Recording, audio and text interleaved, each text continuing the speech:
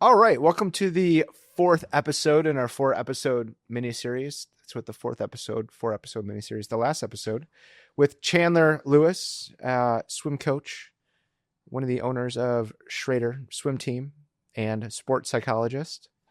And we are going through different age groups and essentially how they progress through their development, specifically looking at athletic development and competitive development. Yeah.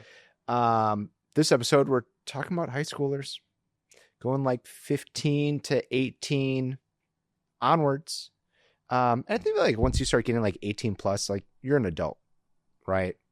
Different challenges in high school and college for sure. Different challenges after college. Things change again. I think when you start getting to like females, like in your 40s, 30s, 40s, things might start changing. But I'm excited for this one, especially with having you on here and how many competitive athletes in this age group that you guys are training, and you're trying to like get people scholarships to colleges and stuff. How many athletes in this age group do you have, like high schoolers? I would say 100. Put you on the spot. That's huge. Like 100. How many are like college hopefuls? Like they want to, they want to keep doing it At any level. Let's say half, at least half of them are going to swim into college. Do you get a lot of kids getting like scholarships too? Yeah. Like there's like big financial reasons to perform at this age. 100%. I think we have 100 athletes within our senior program, but then there's, out of those 100 athletes, there's going to be different groups. So like the kids that I'm coaching, I would say majority of them are trying to swim into college. Yeah. And that's their goal. And with that becomes a lot of challenges, So I would say most of the kids that I'm coaching are going to swim into college. What grade do scouts start looking for them? End of sophomore year. So July 15th or June 15th, their sophomore year summer. Some of those kids are 15 years old. Man. So, and that's the game. Yeah. I've told parents and athletes that I am not going to lie to you. And this is the reality, is at the end of your sophomore year, you're going to get recruited or not recruited. Yeah. And that's going to be 100% based on performance. And that's reality. When do normal people apply for college? Senior year? Bro, I started like second semester. I didn't apply for college until I heard other people were applying for college. Yeah. I feel like I missed some sort of memo that was like, hey, you should apply for colleges. Yeah. It's like I was so late that I'm surprised I actually got in anywhere. Yeah. And these kids are committing like 2 years before that. Yeah. I had a girl commit in August of her going to be a junior year, and she went to 5 visits and picked the school. Is swimming ever a sport where they skip? We'll get to the meat of the podcast in a second. I have all my personal questions. Is swimming ever a sport like gymnastics where they just skip collegiate and you have 18-year-olds in the Olympics? Phelps. Okay. Phelps did that. Okay. So not uncommon. It's not uncommon, but it's extremely uncommon though. Okay. Like, we have kids throughout the country that on the girls' side, it's more common. Yeah. If you have a 16-year-old, 17-year-old girl that's going to skip collegiate athletics to just go professionally, like that's happened. It's not the norm. Even if with we've had Olympians and the 16, not us directly, but USA, have Olympians at 16, 17, 18 that still go the college path. Okay. Because the college path gives resources that you can't get through personalized club or programs, or even if you decide to, I'm going to swim at University of Texas but not compete for University of Texas, there's still a lot of resources as the NCAA that provides. Yeah. I think it's the landscape of collegiate athletics has changed and is always changing, and I've done my best to try and keep up with it with like my friends that are coaching in college to understand it, but it's becoming more professionalized and harder. A lot of the boys that I'm coaching, he's their age, and he's 16. People are calling him like the next Phelps, but he's just got an NIL deal of $800K at 16. So there's a lot of there. It's a very hard process right now. Damn. It's different than when I was and we're talking about swimming. Yeah. Imagine football. Yeah. It's these kids, high school kids, have agents. Not in swimming, but the pressure is definitely increased. The expectation is increased. Parents, athletes, coaches, everyone know that there's this loot of collegiate athletics. So there's a lot of variables that go into it. Did you swim in college? Yeah. Which college? I went to UW Green Bay first. Okay. And then I transferred to Whitewater. Did you swim on scholarship or? Yeah, at Green Bay, yeah. Nice. Yeah. I did not do sports in college. I mean, I did jiu-jitsu in college, but not like for the college as a club. But it's definitely different. It's being a college athlete is people always say like, oh, it's like a job. I think that's very corny. I did not look at it like a job, but it is very challenging. You know, it's challenging.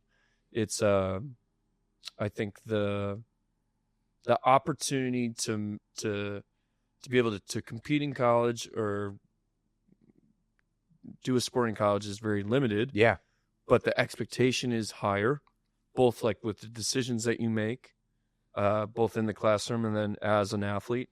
So it's not a job though. It's not a job. It's very fun. Yeah. But there's pressure. Yeah. You know? Nice. Well, let's run through this. So just like our past episodes, we're going to run through our PIES acronym: physically, intellectually, emotionally, and socially. And that acronym actually breaks down. It's what we use for childhood development, right? Yeah. So that kind of breaks down at like 16, 17 years old, because then you go to adult stages of development, which is much different, but also a really cool concept if you've ever looked into it. And then we're going to look at athletic building blocks. You know, how can we be training these kids most effectively in sport and supplementary training. Yeah. We're not going to train them just to like take creatine and steroids. Yeah. although probably something we could talk about.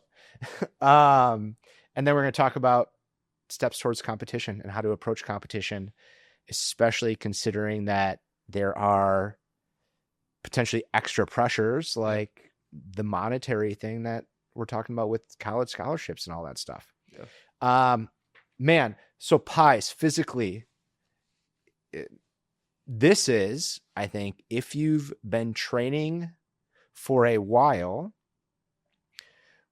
movement patterns should have been developed, right? Skill building should be developed. This is where you start getting fun and like truly start loading weight, doing power exercises. Like you could start having kids do like power cleans and stuff. I shouldn't even say kids, right? 15 to 18, they're mini adults, right? But you have a lot of tools at your fingertips at this age. Yeah. What do you like to see as you start having athletes get into this age group? Yeah. I mean, at this point, so I coach kids 14 to 18. Okay. I don't coach any younger kids. Yeah. I coach some post-grads. I coach collegiate athletes that come back to our program in the summers during the breaks, whatever. Sure. So when it comes to this group, we can now start training. Like I'm training these kids. Yeah. That's why whoops are valuable. Understanding the recovery process or how they're adapting to training is really important. But when it comes to like their foundation of skills needs to be good. And it's still something that I have to constantly be coaching. Yeah. You know, like during warm up, during presets, during training sets, like these skills have to be good. Not just like a little bit of the time, all the time. Yeah. All the time. Those skills have to be good. It's not just like we're swimming back and forth trying to get our heart rate up. Yeah. That's a one thing, but we gotta try to really recognize that the skill development still has to be there and it has to look better. And at this age, you have to be cross training. Yeah. To be a successful athlete at this age. Like if you're a swimmer, you're probably also running and lifting. Yeah. Right. The lifting portion is super important. It's like, you're building durability on your body. There's a lot of development that can be done in the explosiveness or power, speed. I outsource. And years ago, there was a guy and I think this is good for coaches. I'm good at being a strength coach. Yeah. If I wanted to be a full-time strength coach, I could go do it. Yeah. I am not the best in the country. I am no means the best in the region. I am no means the best in the state. I'm pretty good, but I'm not the best. Yeah. When it comes to swim coaching, that's what I do. Yeah. And I've always felt that when we get to this age group, especially with the high-performing athletes, is we can start outsourcing to people or recognizing that there's people out there that are better than us in these regions. So like our kids, I can do it for them. It's going to be good, but it's not going to be as good as you go somewhere else. It's like all our kids go to either a gym called Next Level, which is in Waukesha or Mequon. Yep. And they do a very good job. And it's specific towards sport. And as a coach, like I'm communicating with them, understanding what they're doing, and that's important. But I am not doing their strength training. I can guide it and I can recognize it. And if a kid doesn't have the means financially to go do it, I can totally supplement it. But I would rather someone else do it for them and communicate with them than me do it personally. Or we go to a gym called, and most of the kids are going to Athlete Performance, which is a gym that I worked for. A guy named Steve Becker owns it, and I think he does a fantastic job. Yeah. And there's a lot of communication between coach and athlete, and then also coaches. So like on the strength training side, you can see big changes at this age group. It's very recognizable when someone is not strength training. Yeah. And I think in jiu-jitsu at this age, man, strength matters. It doesn't matter as much, but in my opinion, it's crucial for the biggest thing in our sport is injury prevention. Yeah. Right. Because like we're falling, we're bracing, people are literally trying to like hyperextend our arms. Right. So the more that we could build muscles around those joints to protect ourselves from all that impact and people trying to rip it off is very, very helpful. Right. And strength never hurts. It never hurts to be stronger than your opponent. Yeah. And like being functional. Yeah. You know, and I think for like our sport, at some point it turns from, okay, we're trying to learn basic movements in the weight room. We're going to load these movements. These are important movements. They'll make you a better athlete because you'll build awareness in the water. To then it's eventually like, all right, we're going to build some speed. We're going to build power. Yeah. Like we're going to see results off the block. We're going to see results in the water. Like there's a really big difference between like learning movement patterns and training. Yeah. You know? We'll talk more about physical as we get into athletic development, but I got some good questions for you on that one. But let's go to intellectual, P-I-E-S-I, intellectual. They're adults. They're smart. I think this is where they can start developing their own plans, tactics. In jiu-jitsu, this is where I start giving people a lot of control. I'm like, hey, you need to have a game plan. Mm-hmm. You have all of these tools in your toolbox. It's now up to you to arrange them. And the interesting thing about jiu-jitsu is like, every year you're just building up more tools. The tools you have get better and you add more. Yeah. Right. So if I have a kid that like started with me when they were 7, 10, 13, and now they're 18, now they need to figure out for them which ones are going to be the best in the moment based on like just how they roll, how they train, who they are, which is a challenging thing because, a lot of times when you have a plethora of tools in front of you, sometimes it's hard to know which ones to pick in the moment. But this is where we start putting those plans together. How do things intellectually change with your older kids, adults? Yeah. I mean, like you said, they need to have executional plans that's developed by them. They need to have race plans. Are they doing like their own paces? Do you do like pace plans for longer races and stuff like that? Like obviously I'm going to guide you to give you an idea of how to execute a race. But at the end of the day, that's going to come down to you. Yeah. You know, your reflection, the way that you think about executing is totally going to be on you. I'm going to try and guide you and help you make a better decision. But at the end of the day, that's going to be on you. And whether it comes to like warm up, the way that you warm up before a race, like I'm not going to tell you what to do. Yeah. That's your job. At 15, 16, 17. You've been doing this long enough. You've been doing this long enough. And I can't tell you how many coaches just tell kids what to do. And you break that autonomy that they need to have, especially if they move into collegiate athletics. It is all on you. Yeah. You know, and warm up, cool down, all that kind of stuff is totally on the athlete. And they have to recognize that is their job as the athlete to do those things. These kids though are a lot of the kids that I'm working with is like they have learned so much. They know what to be doing in most moments. It's just trying to maintain it, you know? And like you're trying to guide it. You're trying to challenge it. I mean, I know one thing like I personally run into, you know, I'm just going to take strength training as an example, right? I know so many exercises, like so many ways to warm up and so many different leg exercises I can do that sometimes it's overwhelm of like, shit, what should I do today? Yeah. How should I warm up? Should I lunge? Should I squat? Should I Bulgarian split squat? Should I hit the hack? Should I hit the pendulum? Should I barbell? Should I belt squat? Do you find like kids with like information overload, they kind of freeze in that moment of like, I don't know how I should warm up today? Yes, all the time. That's like a coach. It's a coaching point to try to build autonomy. It's like, okay, let's go through the past. What have you done? Well, I've done X, Y, Z. And how'd you feel? Well, I felt really good. Okay, you should probably do that. Well, I don't know how I felt. Okay, well, let's try this. Let's try and make some mental notes next time. Yeah. See if that helped or worked, or you know, what do you think you need to add? It's like as a coach, is like you definitely have an idea of what they should be doing. Yeah. Like I watch kids and I'm like, fuck, that's not probably what you should do. And they might ask me questions and I can totally try and guide them, but you got to let them make their own decisions. Whether it's the right decision or not, we don't really know until they make the decision, and then we can learn from it. Yeah.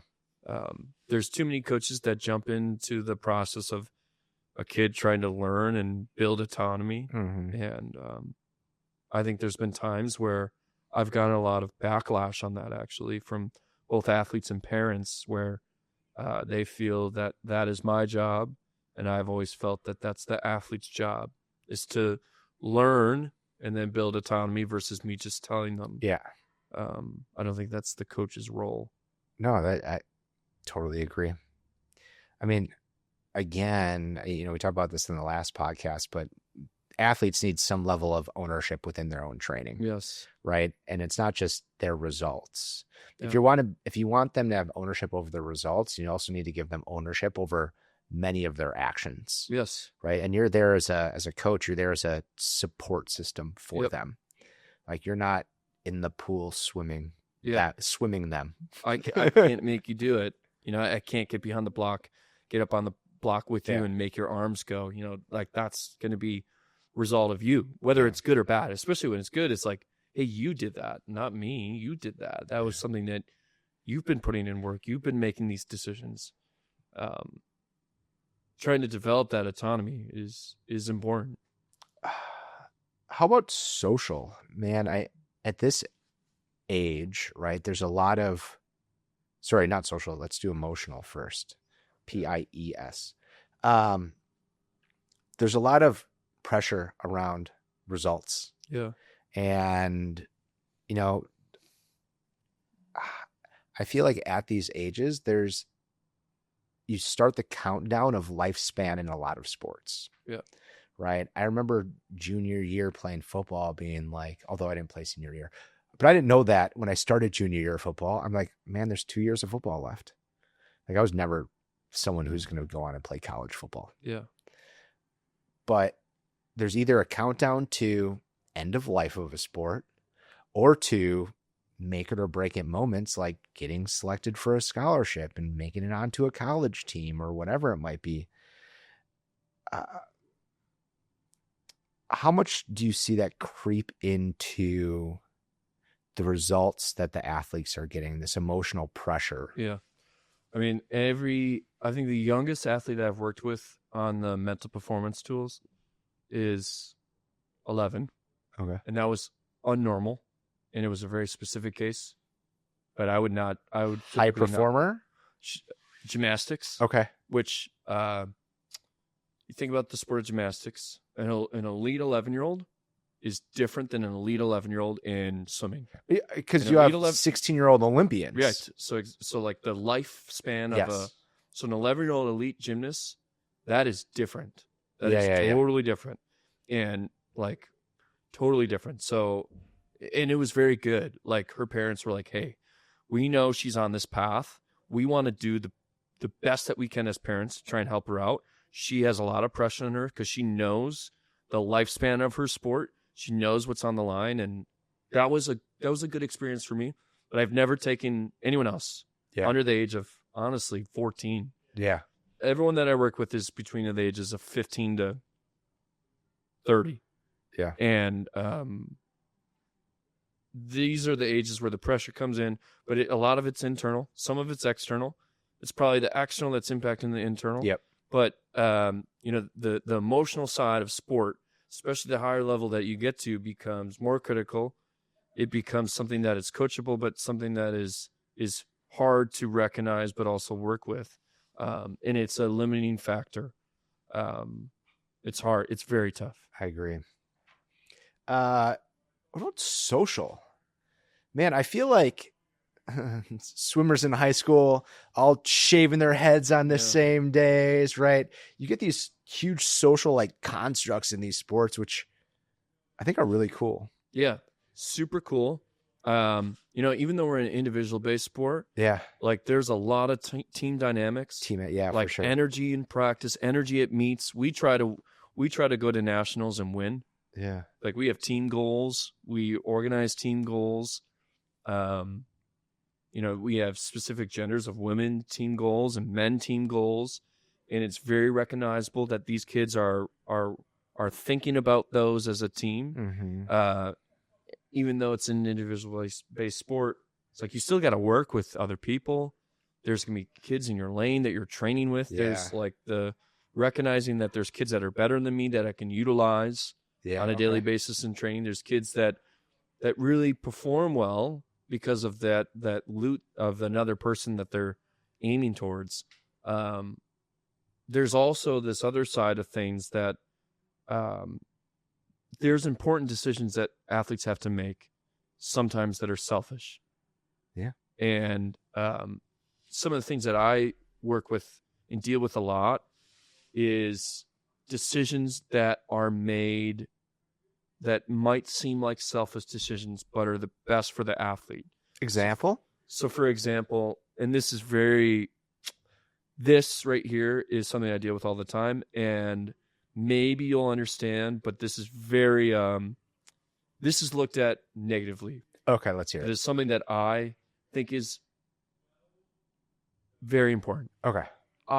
If a kid is looking at swimming in collegiate university and they have an opportunity to swim at a college university and they're on the path at 13, 14, 15, at the difference between 14 and under and 15 and up is also high school, but also the integration of high school sport.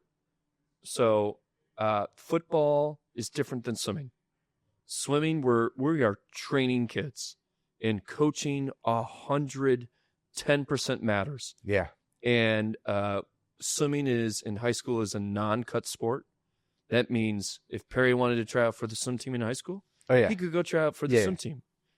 Me, as someone that's trying to get a college scholarship, I'm also on the swim team, right? And the coach is going to be put in a position where they're going to coach kids on that program at the level of the program. And I think that there's a lot of good high school coaches. Yeah. Like it's fine. Sometimes there's the math teacher. Sometimes there's a really good coach in place. Yeah. However, I encourage kids that are not swimming or that are wanting to swim in college to not participate racing with their high school program. Meaning if they can train with me and then race with their high school team, that's the best of both worlds. However, in the state of Wisconsin, most high school coaches do not allow kids to train and race. However, if you go to the East Coast, all the way down to Florida, then up through the Gulf, then all across to Texas, then into California, and then on to Seattle, and they all can do that. They can all do that, and in fact, that is normal. So we're in the specific upper Midwest where this is discouraged and not a thing, and I think it places our athletes at a disadvantage because they're fighting for opportunities kids throughout the country, and internationally, and training matters, coaching matters, and the argument is, well, they have to be part of the team, and it's important, and I totally get that, and there's an enormous amount of value from competing with high school programs. Like you get the announcements in the morning, you get to be in the paper, but at the end of the day, you have to get up on the block, you have to race your race, and if you're making decisions because of other people, you're impacting you, and that has always been my argument. And we have some of our best kids choose not to swim with their high school team because they're not allowed to train at a specific level that they were doing prior. So questions on that and how that works in your sport. If you only swim on club teams year round, is it called a club team or called a club team? Do you still have meets during that high school swim season? Yes. Do you go to like all the other? In fact, the higher level meets actually they go around the high school season. Yeah. And that's the thing. Yeah. That was my other question. If I'm trying to get the kids a higher level. So like, for example, Wisconsin's not a huge swimming state in the grand scheme of things. Yeah. If I look at Texas, everyone is in their high school swim season from, it's like March to whatever. And then it's done. In Florida, it's September to November, and then it's done. And it's boys and girls. And everyone just swims with their club team, and they show up to meets, and they race. And then it's done. In Wisconsin, we have girls from September to November, and then we have boys from December to February. The higher level meets are in December, so nationally, and then also March. So it's just completely, especially on the boys' side, just really bypass. Yeah. Yes. So there has to be a balance, and it's hard. And what I'm saying is very not what people think. Yeah. Well, what about the other social side of athletes these ages? Balancing all the other stuff that we were talking about with your college, right? Academics, jobs, social, even like being a being a kid. Yeah. Going to homecoming, going to prom. Yeah. Relationships. Yeah. Right. Totally. Like that's all those kids want at that age is relationships. Yeah. It's you're as a coach, you're balancing so many dynamics. It's like just like a lot of push and pull. Yeah. Right. And it like you can recognize when a kid walks through the pool deck or to practice, like, oof, they had a day today. Yeah. It's like that's a very identifiable thing. And it's a skill to manage life and sport. There's kids that really can do well through routine, and there's kids that get challenged. I, personally as an athlete, did so much better when I was swimming because it set me up for the routine. It built routines that I now have in my adult life. And when I was in college, the month and a half that we were off of swimming and we didn't have structured practice, my grades went because there was no routine, and it's like there's a lot of value as an athlete where you're balancing schedule. There's a teaching point there, whether you swim in college or not, there's schedules that you're balancing. There's relationships, there's social, there's school, there's work, there's all these things. And sport is just one of those things. You know? So it's that relationship is a skill.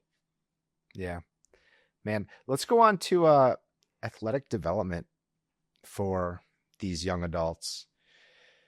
We talked about how cross training is key. How do you like to balance that with your top tier athletes? Your ones that are going on to college, how many hours of swimming days a week versus strength training are you typically seeing? Yeah. So like strength training is always secondary compared to water training. Like I'd rather, if you have like, oh, I have this thing, I can get a strength trainer, I can swim. I'm telling them like swim. Some kids are going, like I offer in the summer, we'll offer 10 sessions. So that's 20 hours in the water. And there's kids that. How long is the session? 2 hours. Okay. Hour 45 to 2 hours. Yeah. Most kids during the school year are coming to 6. Okay. We offer 9. Okay. And some of them are doing 9. And then let's say they're going 2 to 3 times a week of strength training. So you had another hour, 2 hours, 3 hours. Yeah. You're close to 20 hours, and it's a lot of volume. So when it comes to training and like working through your blocks, like what's this practice? What's this practice? Yeah. Your mesocycles, microcycles, and then macrocycles is you got to be aware of training within the week, training throughout the year, training through periods, and then also managing your strength training. So that's why I've always outsourced to other people. It's like I can do that, but I'd rather have someone else that is looking at this from like I'm a strength coach lens versus just swim coach. Yeah. I mean, what is your perspective on the different avenues out there for strength training? Yeah. Whether it's through a program like what's the one, Next Level? Yeah, Next Level Athlete Performance. Like going through Next Level, or even it's like a personal trainer, or the high school team does strength training. How do you educate parents to make the best decisions around that for their kids? Yeah. I mean, there's a lot of constraints sometimes financially. Yeah. Right. Going to a personal trainer is going to be more expensive compared to a gym. Yeah. Like a Next Level or an Athlete Performance where you're going in groups.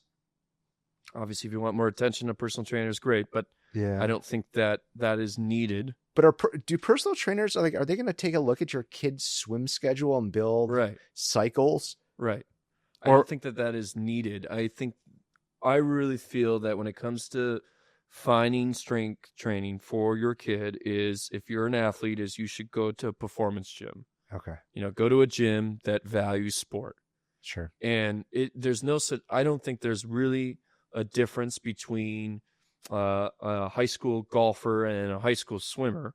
Like they all are doing the similar type of movements. The difference though is, okay, throughout the season we're going to have these meets. They're going to be doing this. They got this. What's the volume of swimming that they're doing? How much can we actually give them in the weight room? What I've seen is that there's so much volume and intensity in the weight room that it hurts their training in the water. Yeah. So it's you got to manage the two. In other sports such as football, there's very clear off seasons, right? Yeah. So you can really go in the weight room and increase load. In swimming, we don't have off seasons. We just go. So it's like, can we at least get some consistency of twice a week? Yeah. And you can still build muscle, and it's important. And sometimes it's going to inhibit your training in the water, but we'd like to not. What style of training, if you were to interview a coach, what style of training would you look for? Like strength coach? Just like, yeah, like you're going to interview a strength coach. What kind of questions would you ask? Well, I would ask them about progressions. Okay. And how they periodize. Okay. I would ask them how they would strength coach a swimmer, a specific water athlete. Okay. I look for strength coaches that value and understand the amount of training they're doing in the water. So years ago, I had a guy, Matt Gifford, who is unbelievably good, and he owns a gym in New Berlin. Okay. It's called Wisconsin Performance. And I've sent numerous athletes there. And years ago, I had Matt come in. He was a track background, football background. He went to Whitewater, worked at Next Level, and then opened up his own gym. He was a speed guy, really valued speed. And he came to practice, and he's watching them go back and forth. He's like, dude, this is hard. I'm like, yeah. I'm like, they do this every day, dude. And then they come to you, and you're deadlifting. Max effort. Humans weren't meant to swim. I'm just going to throw that out there. Yeah. Of course, swimming is hard. We're made to move on land, Chandler. Yeah. We're not made to be swimmers. Yeah.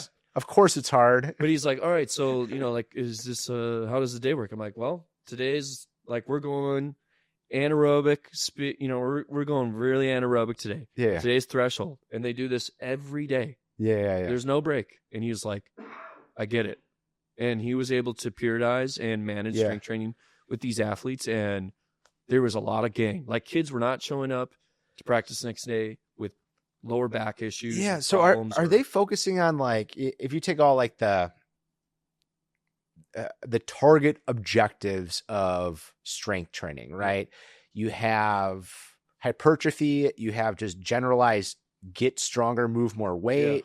You have like the functional side of things, like let's do like weird balancy shit while we throw medicine balls. Yeah, no. Like, what are you looking? Make them move better. Okay. Make them move better on land. That'll build awareness in the water. That would be my step one. Okay. Make them move better. Like, that could be basic things, but make them move better. Second thing would be power, speed, strength. Okay. You know, like those are very basic. And you can recover pretty well from those, right? Like, you're not going to recover well from general like powerlifting training or hypertrophy training. Right. Honestly, the hypertrophy training is like, that has to be a balance. Yeah. That's going to lead to soreness. It's going to inhibit training. Yeah. Me as an athlete, like when I was in college, I went against what our strength coach was doing, which was twice a week, basic foundation movements. We periodized them like you should be. Yeah. There was low, like we were doing 2 or 3 sets. Yeah. Like it was very, very, very basic, and it was good. And I went outside that. I added more. I was really pushing weights, and it was my worst season. Bet you wish you had a whoop. Yeah, I did not have a whoop, but I was benching and deadlifting, and I thought that was the way to go. And I learned very shortly that was not the way to go. So it's honestly, it's make them move better. There has to be some implementation of hypertrophy. Yeah. Like, I want to get them stronger. Muscle growth. Yeah. You know, but there has to be more on the side of recovery. There has to be more thinking on, okay, what's going to be the least we can do without hurting them. Yeah. And honestly, the functional side of things, how can we take strength training and implement, or kind of look at the sport of swimming, the landscape of swimming, find movements on land that integrate into the water. Whether it's, you know, single leg movements, pushing movements, pressing movements, pulling movements. There's all these movements that we can select and pick. There's going to be movements that definitely kind of integrate into swimming. And someone that's mindful of that can come up with a very good plan. But I don't think that swimming athletes or water athletes need to be doing super, super volume-based training programs. Yeah, especially in the weight, like, save the volume for the sport. Yeah. Right. Like, I would rather in jiu-jitsu, you know, a white belt adult match is 5 minutes. I'd rather see them getting a ton of those in, or even pushing longer durations, than do a lot of strength training and have to do 3-minute rounds. Yeah. Yeah. Right. I mean, the last thing you want to do as a strength coach is push your athlete too far, and now they have DOMs the day of a competition. Yeah. Yeah. And like collegiate, I think this is the issue that I have with a lot of collegiate programs. Yeah. It's like the swimming, if you're not at a Power 5 university, so for example, you go to UWM, you're going to have the grad assistant or the new guy as your strength coach. Yeah. And he's going to coach you up just like any other sport. And he's going to think like, oh, well, they have an off season. Yeah. And it hurts them. And so I've always been very selective on people that I work with or have athletes go to, because swimming is different. You're in water. You're in a different ecosystem. We do this we're full time all the time. There's no off season. Yeah. Which, man, adults who train, like hobbyists out there, take note, because your sport is probably very similar, right? If you're a tennis player, you're probably playing tennis year round, indoor and outdoor. Golf, maybe not, unless you're hitting those simulators all the time. Right. Right. But like, as training goes onwards in life and sport is less of a thing, and doing it as a hobby is, you need to approach it differently. Yeah. You know, when I was doing jiu-jitsu, like earlier in my jiu-jitsu career, so like 2010, 11, I was doing CrossFit and jiu-jitsu on top of it. Wow, that's tough. It just wrecked me. Yeah, that wrecked you. Yeah. But like, it wrecked me in a way that I was young enough that I was still recovering pretty well. Yeah. But like over time, like as I started getting like a 6 months, a year in, it was really hard to tell in like the short term, but the long term, I started noticing it a lot. Yeah, that's a lot. And it just ended up being a lot of volume of getting beat up. Yeah. It's not the goal. No. So I've gotten wiser over time. So now I go up and down, right? Like sometimes I'll be training heavy jiu-jitsu, lighter lifting. Sometimes I'll be more into lifting and just kind of doing more maintenance on jiu-jitsu. Now my latest thing is I'm a runner. So I'm just running all the time now. I strength train 2 days a week and I do jiu-jitsu like 3 days a week. Yeah. Yeah. It's different. That's different. Running is different, especially never being a runner before. Yeah. Yeah. Ran right before this. I'm exhausted. Let's talk about competition. This gets tough. Like we talked about at the beginning, there's a lot of pressure in competition. One, because there's a whole collegiate path that many athletes are hoping to go on at this age. Or if you're not hoping to go on the collegiate path, there is the countdown to your last day. Yeah.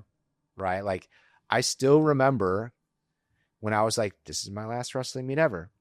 This is my last football game ever. Right? So there's a lot of pressure and emotion behind it. As a sports psychologist, what do you see there? How do you help people with that? Like, I know the self-talk is a big thing, right? Which it is, but. Well, there's so many layers to that. I think that in the most simplest terms, we're trying to stay present in the moment.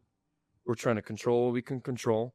We're trying to compete at our best. Mm-hmm. And that's us, me, not anyone else. At this age, there's so much external stuff, whether it's like I'm going for cuts, I'm trying to get a scholarship, I'm trying to get to the next level meet. And all like that, I'm afraid of letting people down, letting myself down. Right. I feel like there's the whole stages of grief that comes in of like, sports ending and leaving your team. Yeah. Right. There's a lot. And swimming is such a black and white sport where you swim a race, you get a time, that's the time. It's not like the next possession. Yeah. And there's so much value that kids put into their time. And there's a limited amount of races. There's a limited amount of times you can race that. And at the end of the year, that's the result. And whether you go to a high level meet or a lower level meet, the time is the time, and it can be very challenging because you're not going to go at best time every time you race. You're racing yourself. And there's all this stuff that's going into it. And it's super challenging. And the biggest kind of inhibitor sometimes is parents. And a funny thing I always say to my other coaches is, as parents put so much pressure on their kid, why aren't they performing well? It's like, you go put on a suit, get in front of 2,000 people, and every time you race, you're going to go your absolute best time. That is such a hard thing to do. And so the sports psychology, I think for me is a gift that I am able to implement that with the athletes that I'm working with. But I recognize early on that it's such a critical part of not coaching, but as an athlete, that your mental game needs to be something that you're working on consistently and all the time. Because at some point it's going to inhibit you to be performing at your best when it matters the most. And that's really what I'm trying to do. And through swimming is just a vehicle to be able to get to where you want to go and learn skills. So this major change of transitioning off the team to a new team, to like a new sport, to a new space, to even out of the sport, what are some things that parents and coaches can do to help that athlete through that transition? Yeah. Right? Like, you have athletes that are going to go swim at college. Granted, you might see them during the summer. Yeah. You also might not. There's a level of, man, as a coach, I worked with this kid so long, it sucks to see him go, but it's also cool to see him go. And as an athlete, you saw success, or maybe you didn't see the success that you wanted, but you're either getting done with swimming or you're going to go on a new team with new people and a new coach, and you're just like unsure of everything. how do you support parents and athletes and your other coaches through that? Yeah. Well, I think for me is like I'm in this weird position or in a good position where, like the end goal for a lot of these kids is like they're going to go on to college swimming. Yeah. And my job is to prepare them for that. And I've always battled this thing of, like I'm going to do the things that I think is best for them. But I also know that there's these things that are probably things they're going to do at the collegiate level that maybe I agree with, maybe I don't agree with. But that's part of my job is I have to introduce whether it's skills, situations, scenarios that they will 100% be given at the collegiate level, and whether that's training or emotionally, socially, those are things that I have to do. And that progression starts at, right when you get in the group at 15. Yeah. And it's like, if the goal is to swim in college, backtrack. Okay, what are the things that I need to be, what implementation as a coach that I need to be put into training and guidance and support? And it's, that can be very challenging, but it's important. And one of my favorite things is when collegiate athletes come back. Yeah. And then I have them talk to younger athletes, like, what did you learn? And they always say the things that I tried to teach them for 5+ years. At the collegiate level, you have to do really hard things, and you can't be negative, and you got to be worried about the process, not so much about the result. And day in, day out, you got to be doing the right thing and blah, blah, blah, blah, blah. And it's cool to see that, but that started with at 15, I'm trying to implement these skills and tools.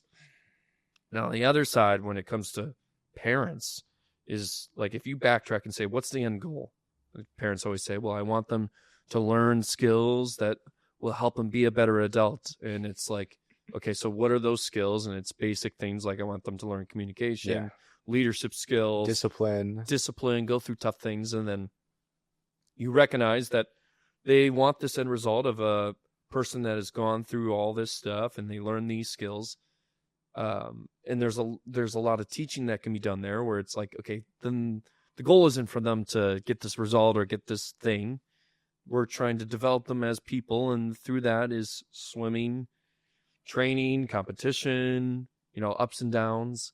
It's a cool position to be in, but there can be a lot of experience as an athlete that it's not that fun, but for the long-term goal of I'm trying to be this person, or it's important that you go through those. What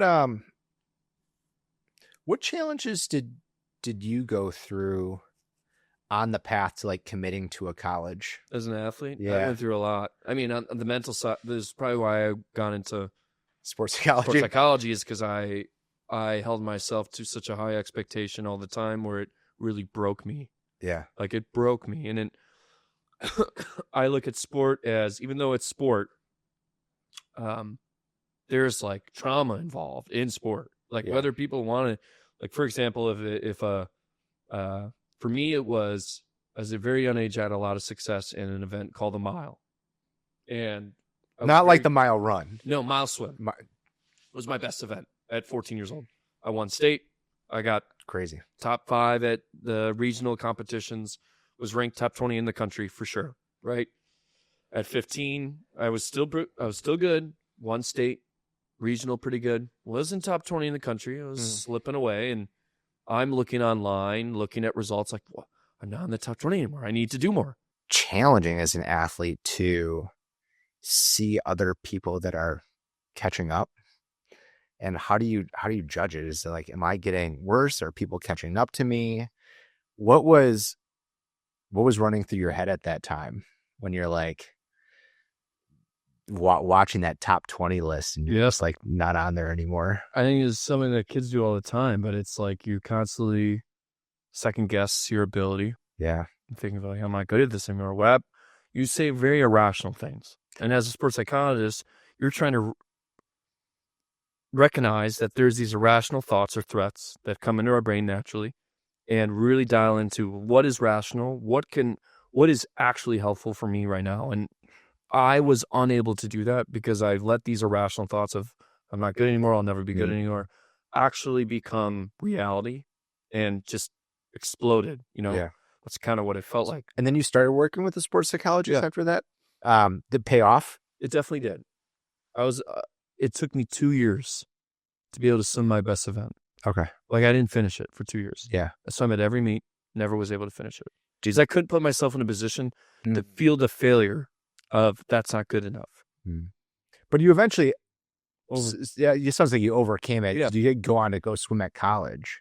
Yeah, like, it's hard to, like, I did other events for sure, right? And I was good at other things. But my best event was the mile. Yeah. But I couldn't mentally put myself in position to go out there and do it.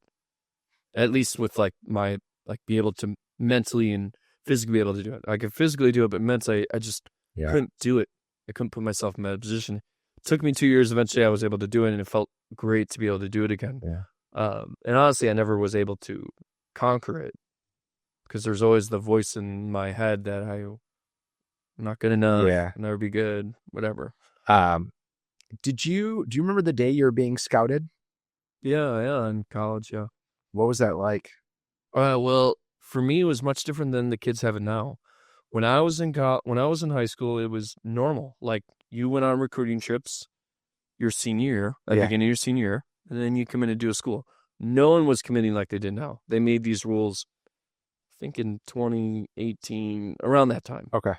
Where kids now can get recruited a year and a half prior. Before, it was like, it was totally different.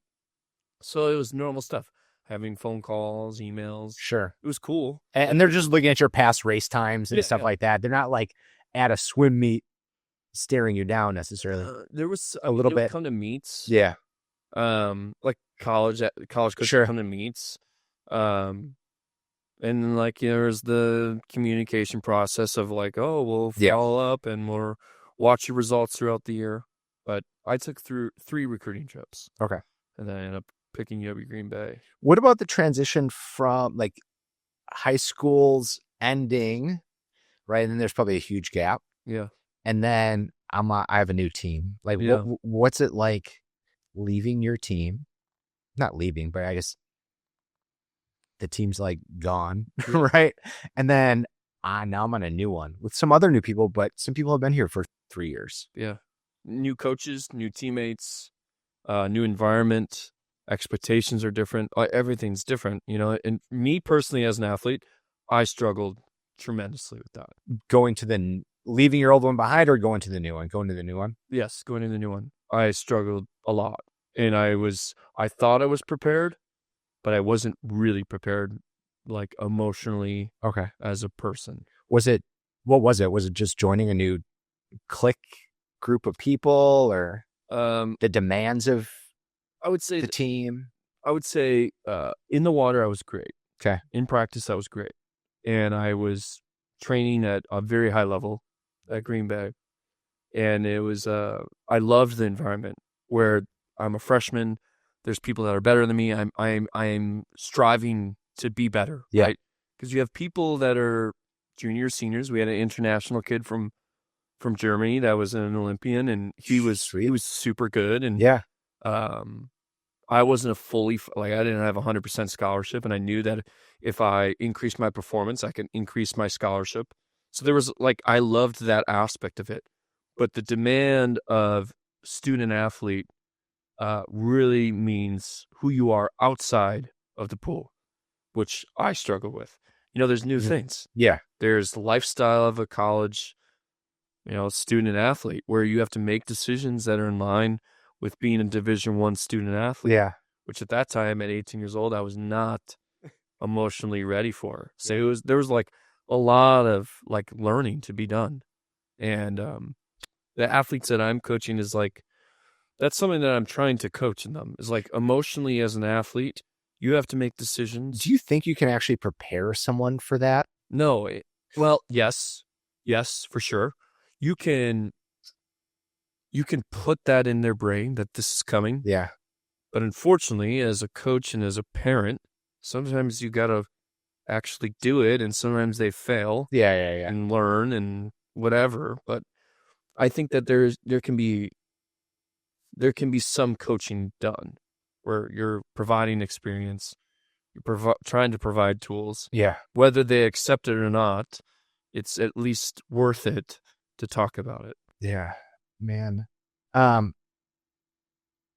Any other challenges that you see athletes of these ages run into in competition? I mean, there's just so much. There's so much pressure. There's the pressure side of thing. There's the expectation side of thing that's either from them internally or externally from their parents. So there's that. Or pressure from coaches that aren't the best coaches too. Yep. There's a lot of, there's social comparison, whether it's within the team or throughout the state or throughout the country. Like, these kids are getting ranked. There's top 20 recruits, there's top 10 recruits, top 100 recruits, there's top 500 recruits. There's specific times that they have to try and hit to be able to move on to a collegiate program. So there's that dynamic. There's the dynamic of, like, there's talent. And at some point, your talent, it's 100% a thing. It can be frustrating to watch kids or you as an athlete work hard. And there's just kids that are naturally more talented that end up being better. And it's like that game that you're trying to play, you're trying to focus on yourself, but there's all this stuff that's around you, and it can be hard. There's the social side of things where kids get to high school and they're 15, 16, and they're like, you know what? I'm driving myself to practice. I don't want to go anymore. Oh, yeah. And my mom used to drive me to practice. Now I'm in control. I drive myself to practice. And kids quit, or they decide, you know what? I'm not fully committed to this anymore. I'm going to just compete with my high school team. I'm good with that. Part of it, I think, is, when you start something like this, there's usually a why behind it. Like, why do you want to start swimming? Why do you swim? Why do you keep swimming? But at some point in time, you run out of why. Yeah. Especially when you get into the level of training that you need to do as a high school athlete to go on to be a college prospect. Like, there is no why strong enough to get someone to swim for 20 hours a week, strength train for 3. Yeah. And do all of that, right? Where you need to go from like a why-based training to just, it's your identity. Yeah. Like, why do you do it? It's because it's who I am. Yeah. And that's another layer of things that can be really challenging, because if things aren't going well and this is your only identity, it becomes like, well, it depends how you frame that identity, right? Like, 100%. Hey, I can be like, I do this because I am a swimmer. Yeah.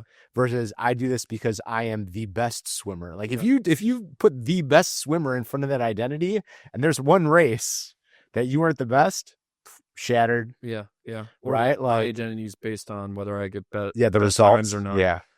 It's a challenging, thing to navigate as an athlete and as a coach and a parent. Watching your kid struggle through tough times where it's not going well. It's a very fun age, though, to coach. I'm biased because I coach this level, because I think that you can really develop relationships with kids that are very long term. Yes, on Thanksgiving we had practice. We had 74 kids there. Hang on one second. Did this turn off, Jeremy? Okay, you're gonna have to cut that out. All right, so Thanksgiving. Yeah, Thanksgiving we had 74 kids at practice. On Thanksgiving, and 30 what of those, time? 8:30 to 10:30. Okay, reasonable. 30 of those were college athletes. That's awesome. They're coming back because there was a relationship with the program.